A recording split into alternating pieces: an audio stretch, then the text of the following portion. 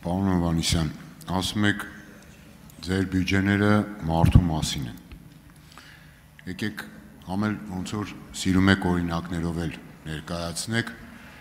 եկեք մի քանի հարցով այդ ձեր օրինակը շարունակենք ընտանիքի։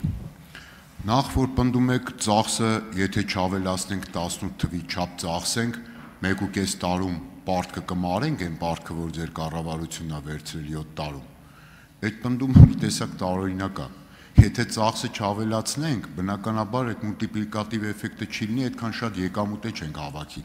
Տենց հայտարարություններ, որ անեք, կարող է հանկարծ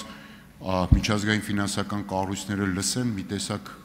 տրամադրվեն եւ մեր ռիսկերը բարձրանան, էլի, որտեվ շատ պարզ ուրեմն հակասություն կա։ Հիմա բերեք շարունակենք օրինակը։ Մեր տունը, օրինակ, մեր պետությունը ինչքան պարտք է ունեցել 2025-ին 18-ի համեմատ, քանի տոկոսով ավելացել պարտքը, դուք ասում եք 80%, երևի դրամային արտահայտությամբ նկատի ունեք։ Լավ, ենթադրենք։ Ինչքան տոկոսով ավելացել պարտքը,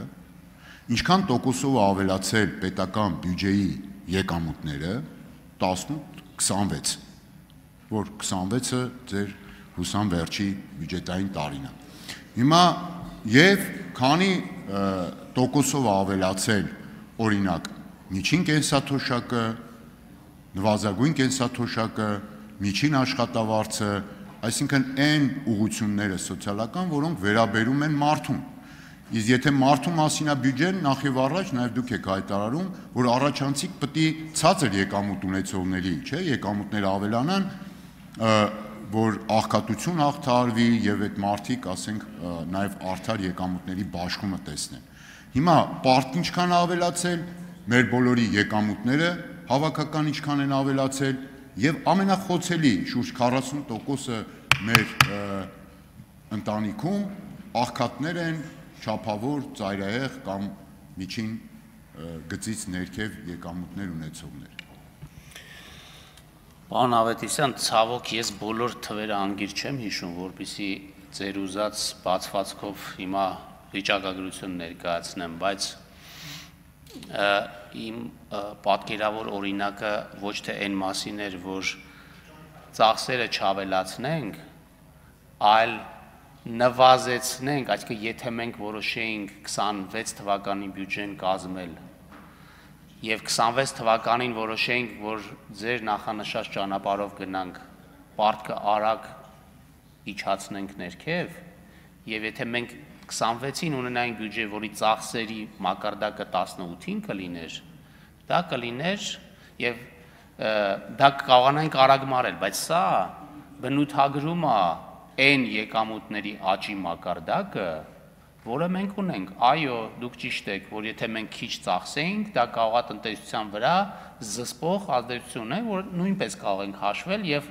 նաեւ ասել, թե ինչպիսի զսպող ազդեցություն կունենա։ Բայց ես չեմ ուզում հասկանալի լինի մարդկանց, պարզ օրինակ եմ բերում, այո, այդտեղ դետալներ կան, որոնք դուք ճիշտ եք, որոնք մասնագիտական քննարկման ժամանակ բնականաբար ես այլ ձևով այս հարցերը կանդրադառնամ։ Եվ վերջի տարիներին ես ինչ հիշում եմ այստեղ ելույթ ունենալուց կամ մեր բյուջեի երամսյակային հաշվետվությունները ներկայացնելուց, ես անընդհատ խոսում եմ աշխատավարձերի աճի եւ անընդհատ խոսում եմ աշխատատեղերի աճի մասին։ Ընդ որում այդ բոլոր ցուցանիշները գնաճից ավելի բարձր մակարդակում են, այսինքն իրական աճերի մասին ենք խոսում եւ երբ որ ես ասում եմ, որ 2%-ով աղքատության մակարդակը նվազել է, ծայրահեղ աղքատությունը կիսով չափ նվազել է, այսինքն 1.1%-ից ըստ էության դարձել է 0.6%։ Վիճակագրական կոմիտեն երեք այդ բաները հրապարակել։ Դա հենց դրա ցուցանիշն է, բայց մարդիկ որտեղից են այդ աշխատանքը գտնում։ Նոր մարդիկ որտեղից են, տենց ինչ-որ միտեղ հարուստներ էին նստած, իրանք նոր աշխատանք գտան։ Եվ մեր սոցիալական քաղաքականությունն էլ հենց ուղղված է այս նոր համակարգը, որը մենք ներդնում ենք։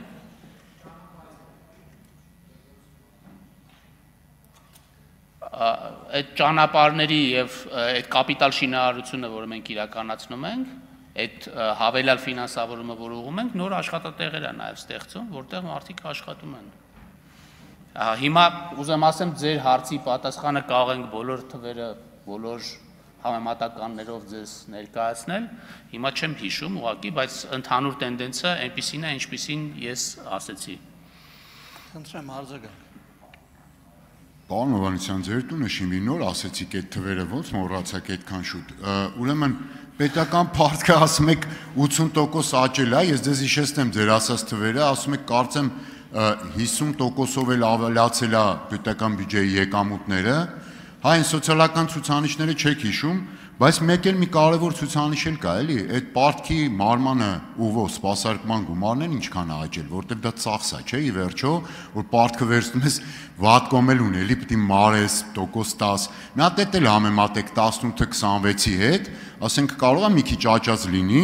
որովհետև այդ գումարներով օրինակ կարելի էր ասֆալտ անել ավելի շատ, կարելի էր, չգիտեմ, այլ բաներ անել մեր սեփական միջոցներով։ Այսինքն այդ համեմատությունը կարևոր է, ես կբերեմ իմ ելույթում։ Ինչ վերաբերում է աղքատության մակարդակի այս կրճատման վերաբերյալ այս ոտի վրա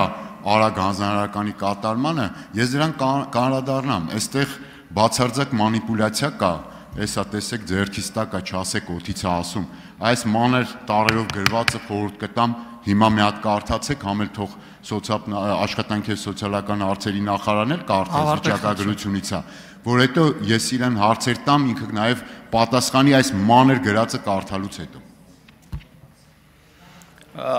Դուք ճիշտ եք,